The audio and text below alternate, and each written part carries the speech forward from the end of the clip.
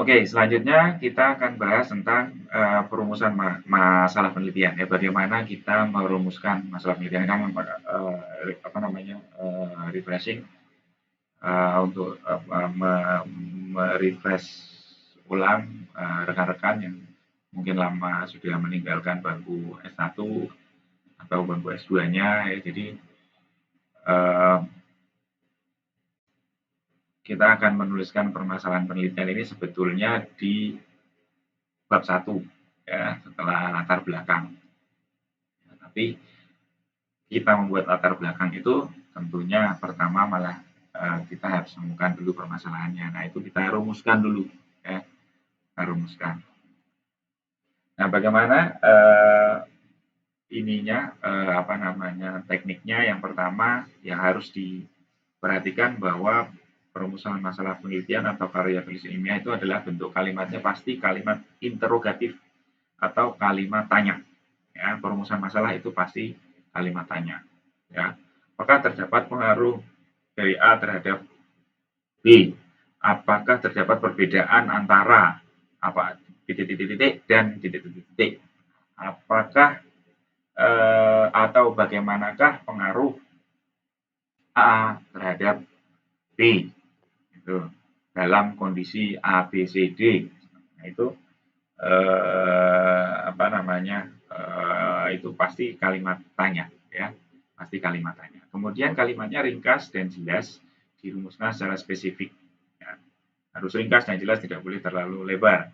Mempertanyakan minimal pertautan antara dua variabel. Yang minimal adalah dua variabel, variabel pengaruh dan terpengaruh. Kemudian operasional, operasional itu artinya dengan membaca eh, perumusan masalahnya, itu sebenarnya pembaca itu sudah bisa menebak bahwa oh ini nanti akan dilakukan penelitian dengan metode A atau metode B atau metode C. Kemudian secara implisit menunjukkan cara pengumpulan data. Nah ini juga ya. Secara implisit itu tadi dari perumusan masalahnya pembaca sudah bisa menebak. Oh ini kalau di situ ada tulisannya apa?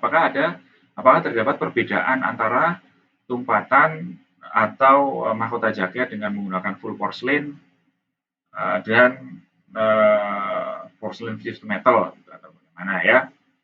Nah, kan di situ sudah ada tuh udah kelihatan wah dia ada perbedaan. Oh berarti ini pasti perbandingan nih. Ya, kalau perbandingan ini berarti nanti apa yang dibandingin gitu. Oh terus tadi ada perbedaan kekuatan fisik atau perbedaan kalau kekuatan fisik itu masih sifatnya konstrak ya masih umum, tapi kalau kemudian kekuatan fisik itu kekuatan tekan ya atau kekuatan tarik.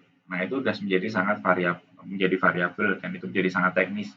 Nah, kita sudah bisa tahu oh pengumpulan datanya, variabel pengaruhnya atau outcome-nya adalah kekuatan tarik, ya kemudian cara ngukurnya begini. Nanti kalau ini perbandingan berarti ini ada dua kelompok, berarti ini harapan saya dia akan menggunakan kalau dia parametrik jadi t-test, kalau dia non parametrik jadi man Whitney U, kalau ini tidak saling mempengaruhi gitu, soalnya tidak saling berkaitan. Ya, jadi dari permasalahan atau dari judul itu pembaca sudah bisa tahu atau sudah bisa me, apa namanya menebak mengetahui apa itu cara cara ininya cara pengumpulan data maupun metode penelitiannya. Nah kemudian um,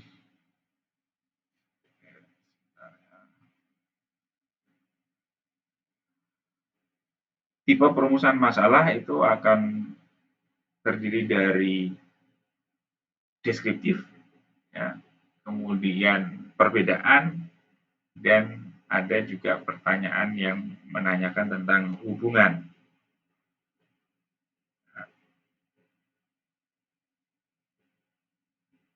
Ya, deskriptif atau pertanyaan atau perumusan masalah tentang bagaimanakah umpamanya distribusi maloklusi kelas 2 pada suku Jawa yang hidup di Papua. Ya, jadi itu pertanyaan yang akan nanti jawabannya hanya prevalensi, kemudian frekuensi, distribusi frekuensi.